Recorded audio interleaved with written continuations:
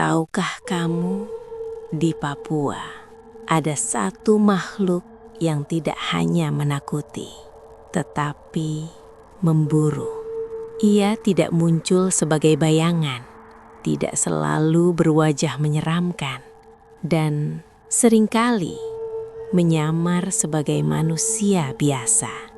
Makhluk ini dipercaya bisa memisahkan kepalanya dari tubuh, terbang di malam hari, dan menghisap kehidupan orang lain demi memperpanjang usianya.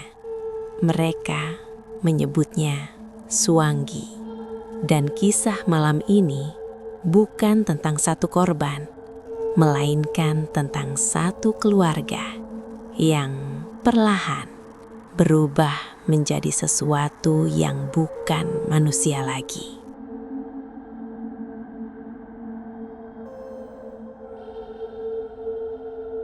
Sebelum kita masuk lebih jauh ke dalam cerita ini, saya ingin mengingatkan, kisah yang akan kamu dengar malam ini berasal dari cerita yang dipercaya masyarakat setempat, diturunkan dari mulut ke mulut, dan hingga kini masih menjadi pembicaraan yang tidak berani diungkapkan sembarangan.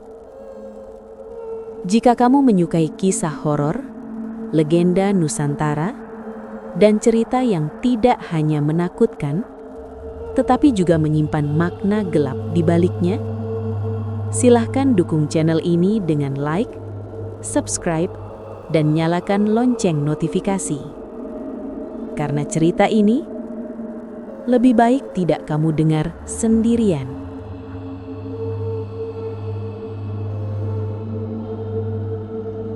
Di pedalaman Papua, jauh dari jalan raya, jauh dari sinyal, dan jauh dari hiruk-pikuk kota, terdapat sebuah desa kecil yang bahkan tidak tercantum jelas di peta.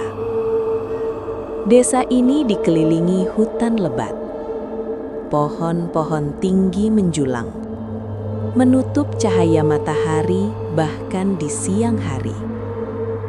Kabut turun lebih cepat di sini, dan malam terasa lebih panjang dibanding tempat lain. Warga desa percaya, hutan bukan sekadar tempat tumbuhnya pohon. Hutan adalah wilayah makhluk lain. Wilayah yang tidak boleh dilanggar sembarangan. Di desa inilah tinggal satu keluarga yang sejak awal sudah berbeda. Seorang ayah, ibu, dan 2 anak. Mereka jarang keluar rumah, jarang berbicara dengan tetangga, dan selalu menutup pintu sebelum matahari benar-benar tenggelam. Awalnya, warga tidak curiga. Di desa terpencil, bersikap tertutup bukanlah hal aneh. Namun perlahan, keanehan mulai terasa. Setiap malam, anjing-anjing desa melolong ke arah rumah keluarga itu. Bukan lolongan biasa, melainkan lolongan panjang seolah ketakutan.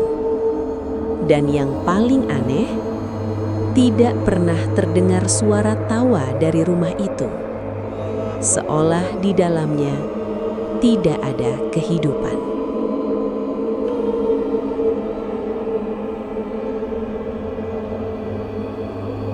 Perubahan pertama terlihat pada anak bungsu mereka.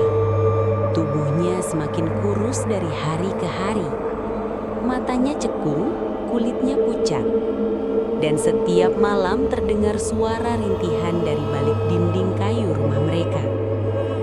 Namun anehnya, setiap kali pagi tiba, orang tua anak itu justru terlihat segar.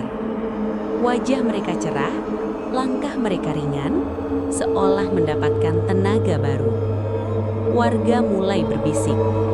Beberapa tetangga mengaku melihat sang ayah keluar rumah tengah malam. Ia berjalan perlahan menuju hutan, tanpa membawa obor, tanpa membawa parang, dan tanpa alas kaki. Langkahnya tidak menimbulkan suara.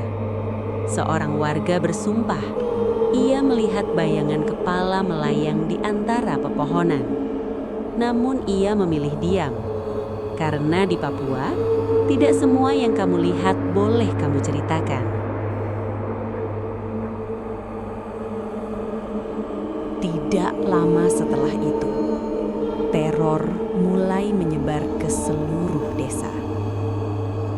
Satu demi satu warga jatuh sakit. Mereka mengeluhkan hal yang sama. Mimpi buruk, sesak napas, dan perasaan seperti ada sesuatu yang duduk di dada mereka saat tidur. Beberapa mengaku melihat sosok tanpa kepala berdiri di ujung tempat tidur. Seorang ibu ditemukan pingsan dengan bekas lebam di lehernya. Namun, tidak ada tanda kekerasan. Tetua adat akhirnya angkat bicara.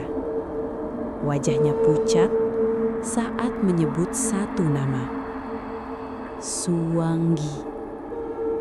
Makhluk pemakan kehidupan.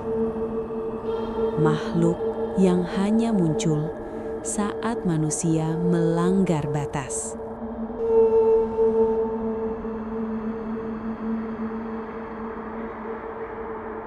Malam itu, tetua adat dan beberapa warga mengintai rumah keluarga tersebut.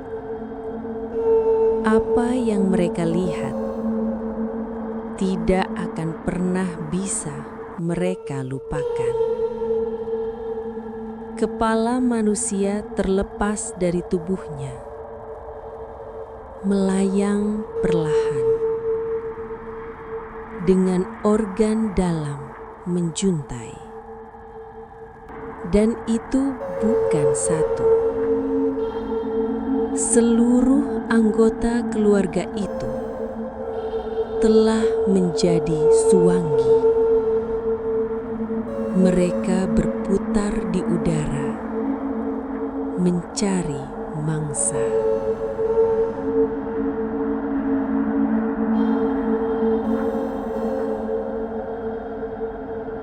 Keluarga itu dulunya miskin, sangat miskin. Mereka tergoda ritual terlarang, ritual kekayaan yang harus dibayar dengan nyawa. Awalnya hanya sang ayah, namun keserakahan tidak pernah berhenti di satu orang. Istri ikut terlibat, anak-anak pun ikut terseret. Dalam kepercayaan setempat, jika satu keluarga telah menyatu dengan ilmu suwangi, mereka tidak bisa diselamatkan.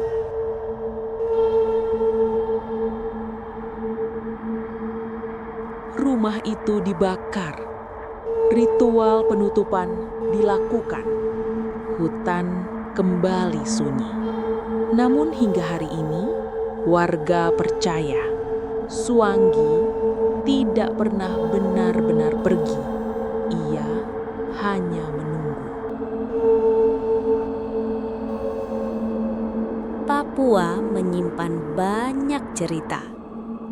Tidak semuanya ingin didengar.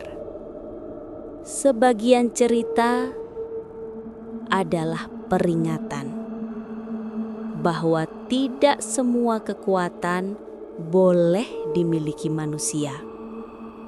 Dan jika suatu malam kamu mendengar langkah di hutan, jangan menoleh terlalu lama, karena bisa jadi yang berjalan di sana bukan manusia lagi.